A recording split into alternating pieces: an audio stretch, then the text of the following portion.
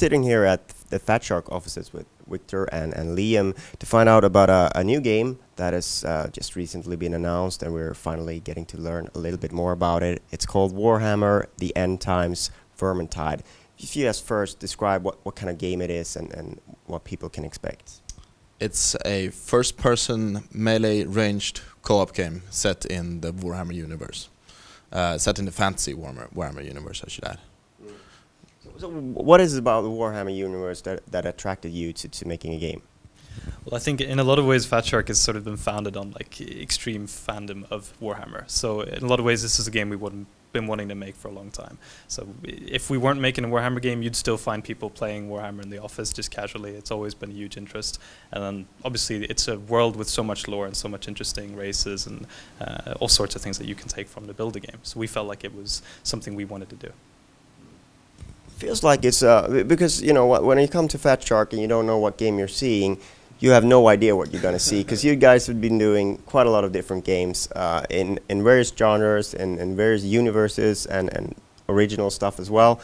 But this feels like it's a little bit of a new direction for the studio, and that you're focusing a little bit more. How has sort of Fatshark changed with this project?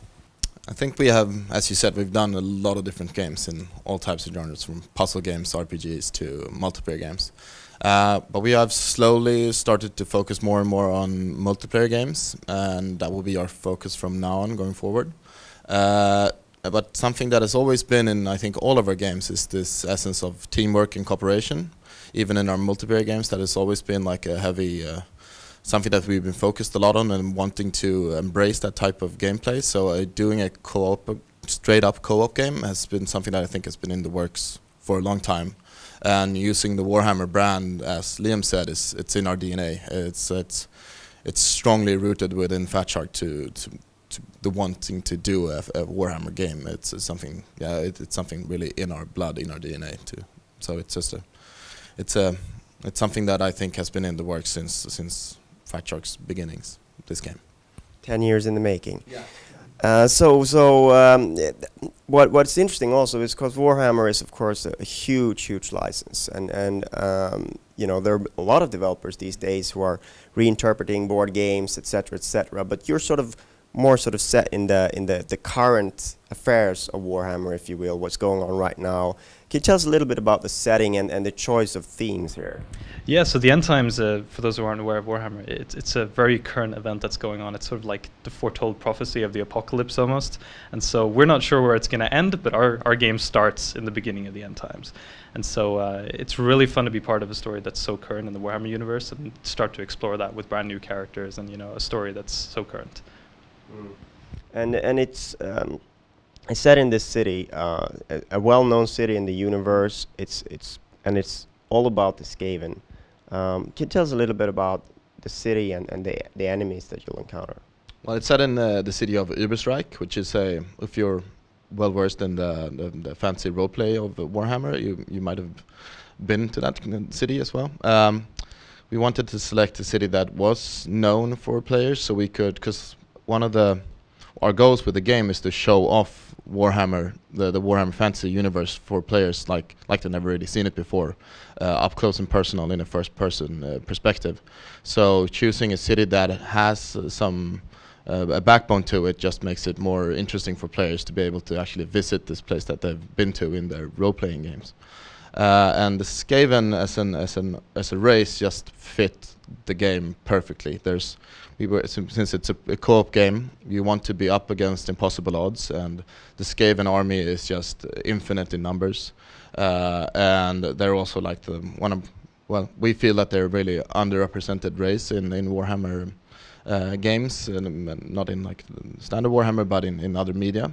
So we felt it was really their time to shine some light on these guys and show what they can do, and well, just like how the race is set up and how the different army types that they are just fits our game perfectly. So that's why we chose to go with those guys, and we're really happy with what we're getting out of it. Actually, it's something that's fun as well to add is like something that we're doing with the game is actually exploring some of the Skaven territory. Yeah. Like we won't go into detail into that, but maybe you're going to be seeing some tunnels and things that you might not have seen in other games before.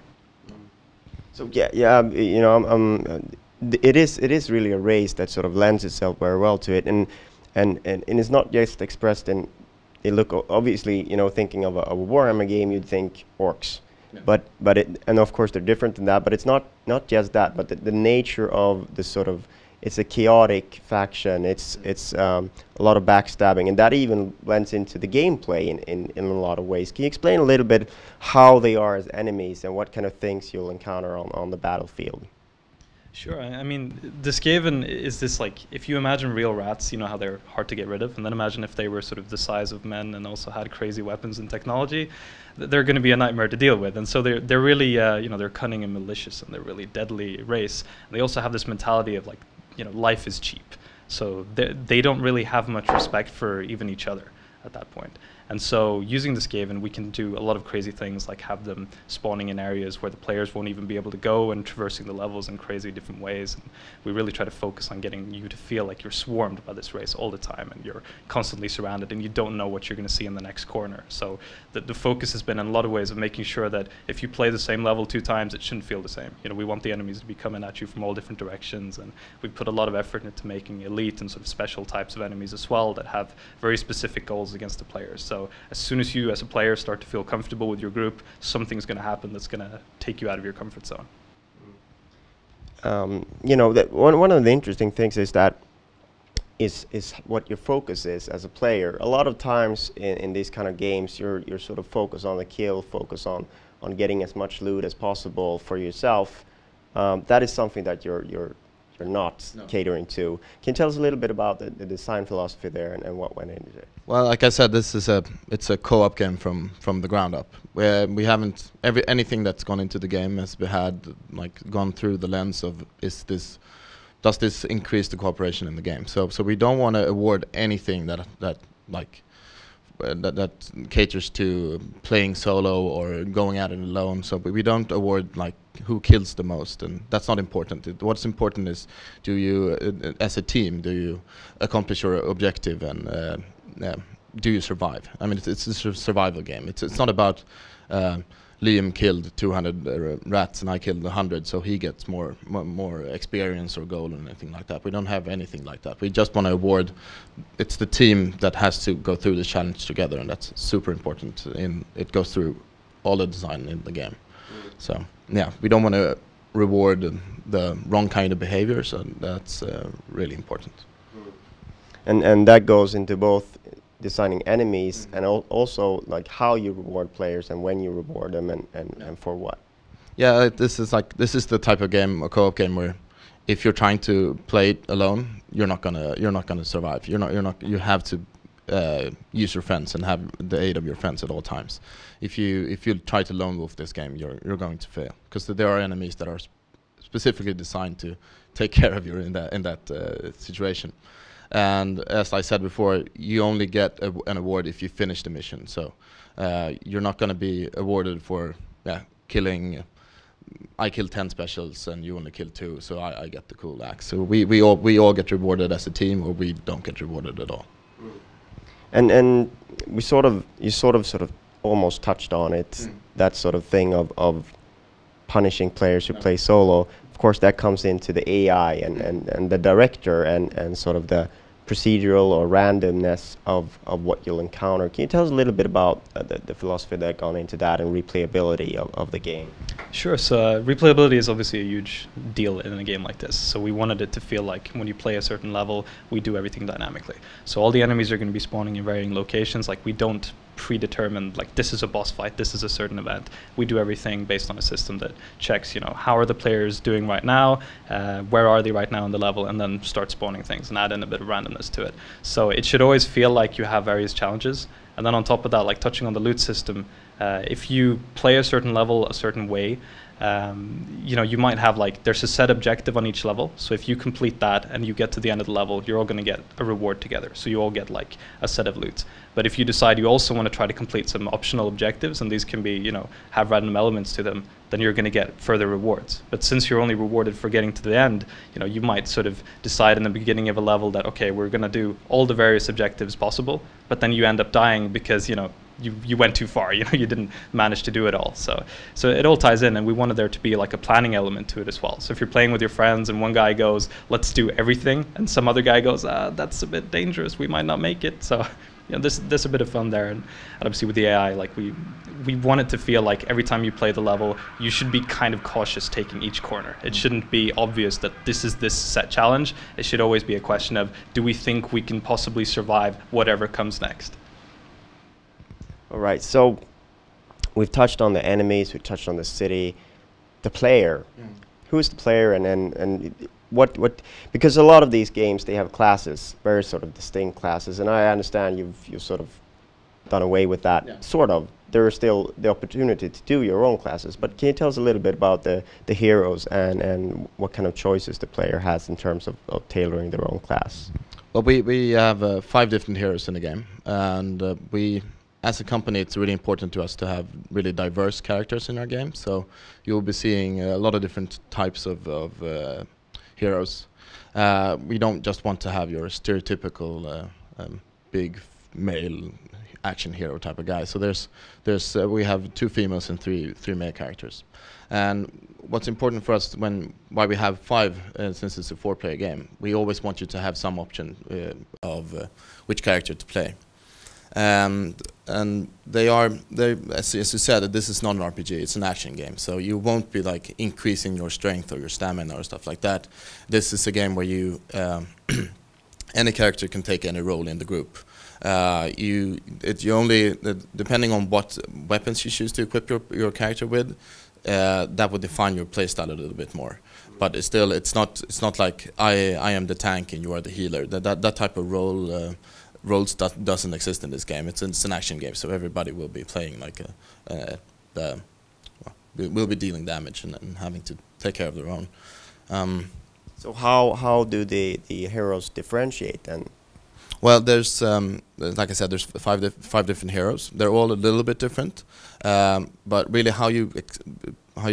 what really defines them is they all have their own set of items that they can use, their own weapon loadout that they can use, and so depending on which hero you choose and then which of his weapons you choose to use, it will define exactly what your playstyle is. So maybe I like to be a little bit more tankish. I like to be able to take some hits and push the enemies around a little bit more and maybe set them up for Liam so he can go in and kill them. So I might be playing a character with a shield and a sword, and that will let me take that type of role in the game. And then we also have, on the other side of the spectrum, we have more characters that are a little bit more specialized in like area damage. So we have a Bright Wizard, which is her specialty is fire magic, and she's like I said, her specialty is dealing lots of damage to a big group of enemies. But that doesn't make it so that she has to play like this. You can also, depending on what loot you decide to put on her or what loadout you choose, you can tweak her into becoming more of a tankish character as well. So it really gets defined by they have the strength maybe in one area, but you can always tweak them and change them into being played as you like to play the game. I mean, the idea is like if I want to play a witch hunter, for example, really aggressively, maybe I find a certain sword that gives me a chance to proc like a life leech ability or something, and that gives me the chance to go really crazy and play like in-your-face kind of combat styles. But you should always have the possibility to tweak all the heroes in a certain direction. So if you want to play crazily aggressively, regardless of which hero you are, we have gear in the game that lets you go in that direction. And also that also ties into the loot. You sort of mentioned it a little bit. The philosophy here is that anyone can play with anyone at any time. There's no sort of, a new guy should not be prevented from playing with someone who's played it lots.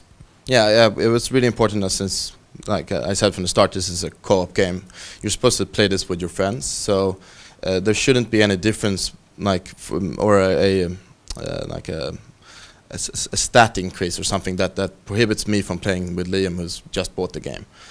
So it's really important that we have a flat loot system. The only thing that what it does, it increases your possibility to fill different roles in the team instead of making you extremely more effective in one of them. Like it doesn't. I don't have 200 more strength and I deal with 1,000 damage and Liam is just doing 1 damage. So we can't play together because he's just useless and I'm overpowered. So it's no fun. It's instead of having a system that like increases your power, it broadens your spectrum, and it just makes you able to fill more different roles, and it just lets you define your playstyle more precisely. That's what we're going for. All right. So obviously it's early days. We're just getting this announcement now. Where are you at in development, and what's the rollout? So we're really, at the moment, we're at a pre-alpha stage. So we're still working out all the features and trying to figure out exactly how we want things to work. And I mean, our general ambition is we want to try to get this out in sort of later 2015. And obviously this is something that we're self-publishing, so we have the control over, making sure that we can make the best possible game and releasing it when we feel confident to do so. And then we're, on a side note, we're hoping to have some sort of beta. We're still figuring out exactly how that's going to work, but we want people to test this game because it's a co-op game and it's super important that it feels good and it's fun to play for 4 players. Thank you so much for your time. Yeah, thank you. Thank you.